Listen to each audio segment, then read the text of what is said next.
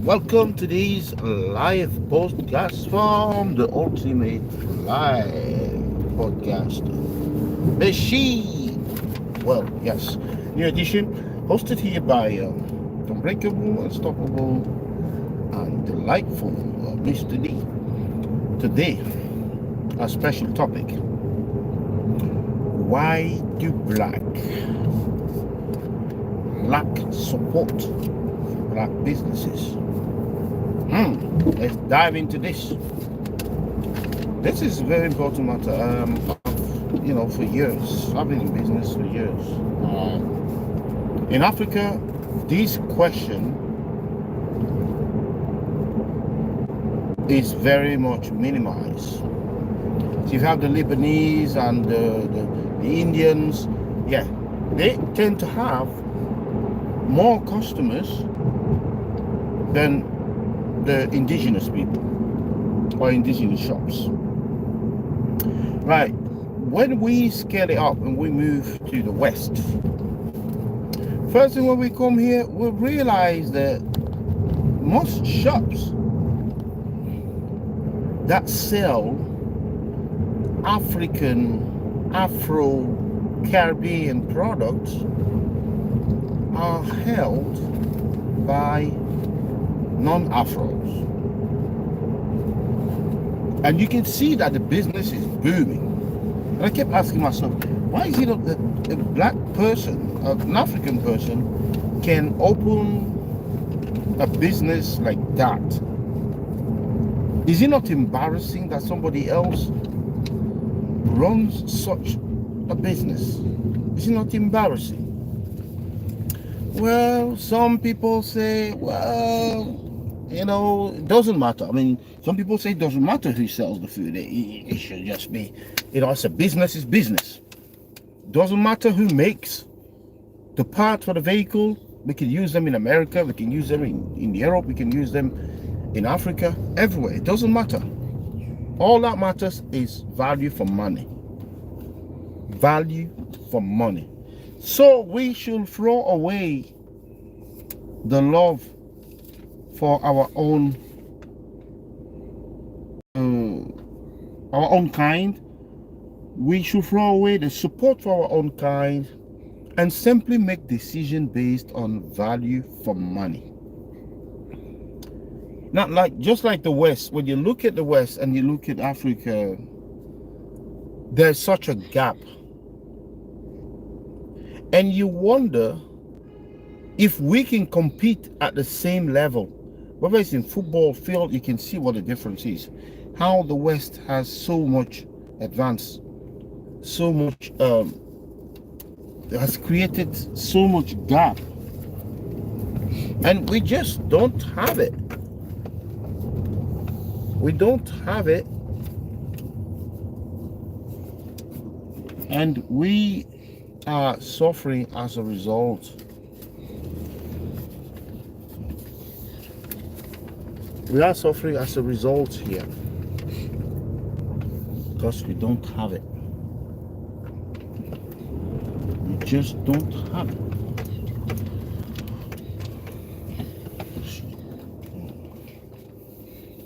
I want to go in there.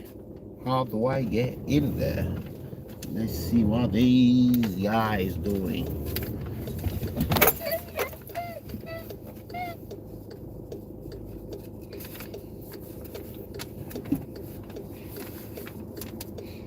That's what I wanted to do. Can I go in there?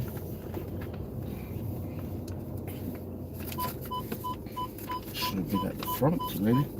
Right, so let's go back to the debate here. Black on black, how does it work? Black on black, how does it work? So why is it that black people don't support black business? Big question, massive question. How do you get that question resolved? So I am of the opinion that black should must support black. Because to make up the gap there, look at Africa, when they go in on the world trade, like on the market here, they have to give them a bit of incentive on the market. For example, goods coming from Africa don't pay as much tax as goods coming from India or from China, for example. Goods coming from, you know, the Middle East don't pay as much taxes as the goods coming from Africa. So Africa, when you look at it, is the one place where goods pay less, the least amount of taxes. So whenever you see a system as unbalanced as this, there has to be some sort of special status. So Afro shops coming into the West here, where they never actually do business. We don't have the culture of doing business in the West. We should expect a bit more support from our own kind in that regard. So African will come to an African shop and say, oh, this one is too expensive. Now, let me break this one down. If you have a new shop, I've just started selling food, Afro food and stuff, and I'll go on the market and I'll buy 2 dozen or 3 dozen of a product. The Asian shop will buy a pallet of 50, a pallet of 100. Do we have the same buying power? No. But guess what? Our customer, and mainly our Afro customer, would expect us to retail these goods at the same price. Because they will come to you and they will say this, rightly so. But it's cheaper at the other shop. It's cheaper at the Asian shop.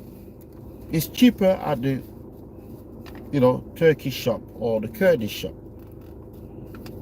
It's cheaper there. Well, the reason why it's cheaper there is because these guys, like this big supermarket, we can't compete with a big supermarket. We can't, because it's all down to the buying power. How much you can dispatch, how many products you can sell, how many products you can order. So the big supermarket, like Walmart, will order items in millions. I mean, I have a wholesaler who was telling me, I said to him, well, look, why are you selling, for example, sugar and salt? We will go and buy it at the wholesalers pretty much higher than what you can pay for it in some supermarket. That's an example.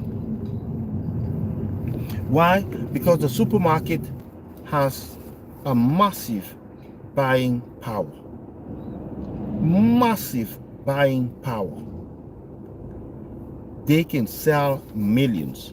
So these particular wholesalers said to me, what we sell in 1 year is what the supermarket sell in 1 hour.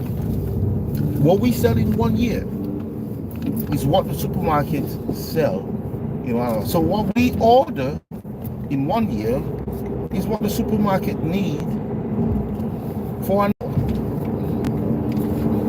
So look at that and think, isn't it right to accommodate ourselves with that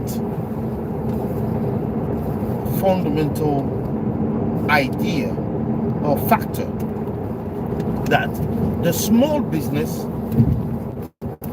will never be able to compete, even in a million years, will never be able to compete with the big businesses. So these Asian supermarket or mini mart or whatever, they have been on the market for so many years, and they understand how to deal with competition. They understand how you beat your competitors. It's all about buying power. How much you can buy, how much you can sell. And the more you buy, the cheaper it gets for you as a retailer. And the cheaper it gets for you, the better you can manipulate the price to win more customers. So you get the goods at a very competitive rate, and you can pass that on to your customers. Now, that I understand is the problem, because a black person, typical black person, will say to you, look, we're struggling, you know, and generally black people don't have much money. Like, they are at the bottom of the you know, the money tree or whatever. They're not up there, they're at the bottom of it. And they don't have as much spending power as, you know, other groups. So therefore, they will look for cheap goods whenever they can, or wherever they can. So the typical black person is willing to like drive for 5 miles just to go and meet the cheapest price and save. They can drive for 10 miles to save £5. To save £5, 10 miles. And that's 10 miles to get there and 10 miles to come back. So that's 20 miles. They probably lost about £2.50 on petrol doing that, or £3, depending on the type of car that they drive, but they don't care. Overall, their mental, their cycle, their mind is telling them that that exercise is worth it because they've saved £5. They don't even know that they've lost £3 out of that £5. That in reality, they barely earn £1. And if you go and add your time on it, the cost of your time, no, they've made no win whatsoever. So they've won nothing. They have won absolutely nothing because of the money. How much do you value your time? You're driving 20 miles. How long is it going to take you? It's going to take you perhaps roughly about an hour. And how much is an hour of your time? The minimum wage in the United Kingdom is now £10 or above. So, have you won anything? No. Well, black people tell me my time doesn't matter. It does not matter. My time is not relevant. I have plenty of time.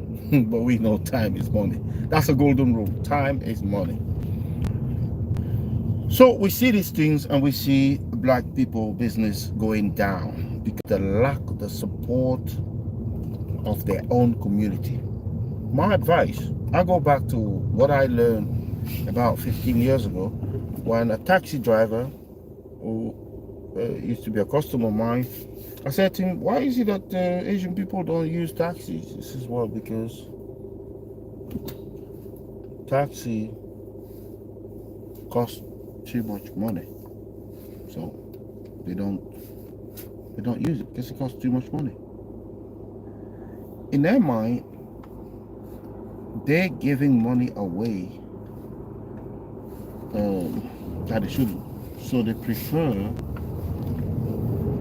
So if you see an Asian person in a taxi, that taxi is driven by a relative, a father, a cousin, a grandfather, or simply a friend. I'm not saying they don't take taxis at all, but I'm saying that most of the time those taxis are driven by relatives. So most Asian people don't take taxi because taxi is just an expensive way to travel. Right, frame it like that. However, most taxi drivers are Asian.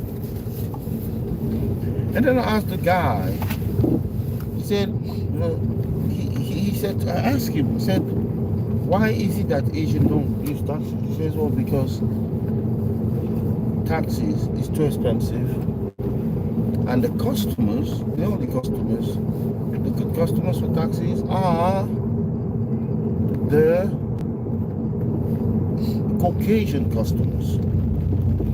And he says to me, if you gonna open a business, don't target your own community.